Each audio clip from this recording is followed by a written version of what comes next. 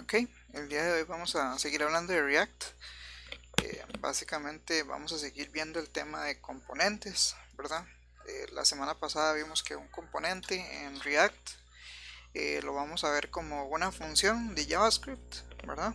Común y corriente, en la cual vamos a meter HTML como tal adentro del componente.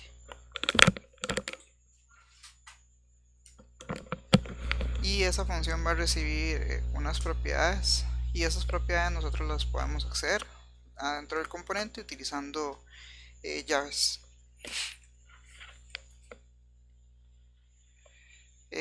Composición de componentes, lo vimos un poco, que fue básicamente crear nuestros componentes y reutilizarlos adentro de otros componentes.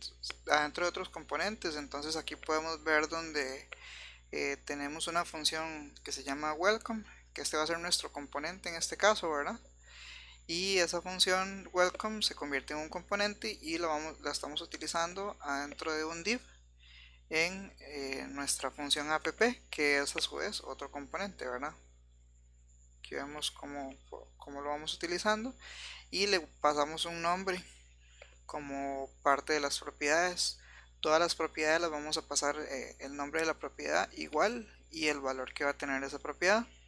Y adentro del componente lo vamos a acceder con llaves, props, que es el nombre que pasamos aquí, punto y el nombre que le pusimos aquí, básicamente.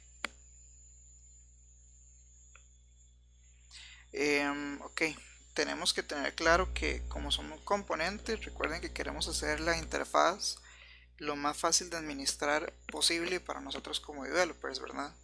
Entonces, si vemos un componente muy grande, muy probablemente vamos a encontrar una manera de extraer componentes más pequeños y después poderlo reutilizar. Como vemos en este ejemplo, que tenemos un componente comment que tiene dos divs, una imagen, un nombre, un texto y una fecha. Básicamente este componente lo que haría es mostrarnos el comentario de una persona en una publicación de Facebook o en una publicación de cualquier sitio que tengamos, ¿verdad? Aquí podemos ver que podemos extraer el componente avatar y hacerlo su propio componente, digamos extraer esta parte del avatar y hacerlo su propio componente y utilizar avatar adentro del comment. Así podemos en el futuro, cuando necesitemos avatar, reutilizarlo y no nada más volver a hacer otra vez el código, ¿verdad? Recordemos que lo que queremos hacer es desgranar el código lo más posible para primero hacerlo más fácil de administrar y segundo poder reutilizarlo lo más posible que queramos nosotros.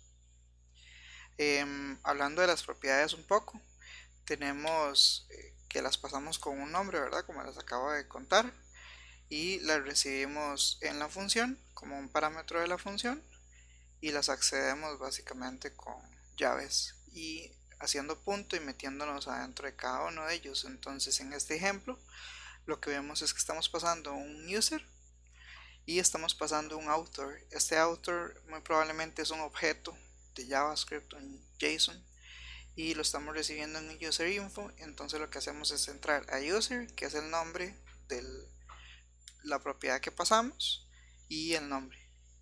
Básicamente aquí lo que estamos haciendo es mostrarlo adentro de un div.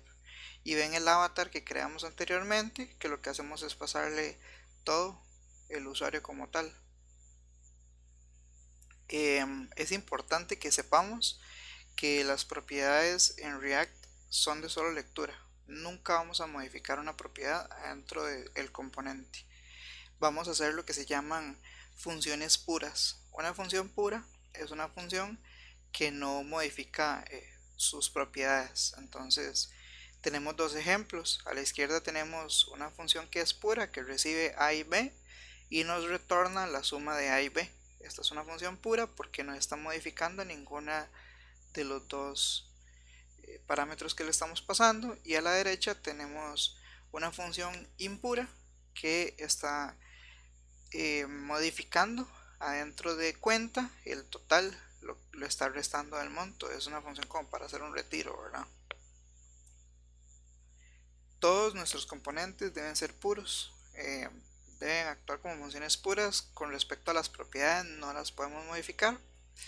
Y por supuesto que las interfaces de usuario de las aplicaciones en las que vamos a trabajar son dinámicas y van a ir cambiando con el tiempo, ¿verdad?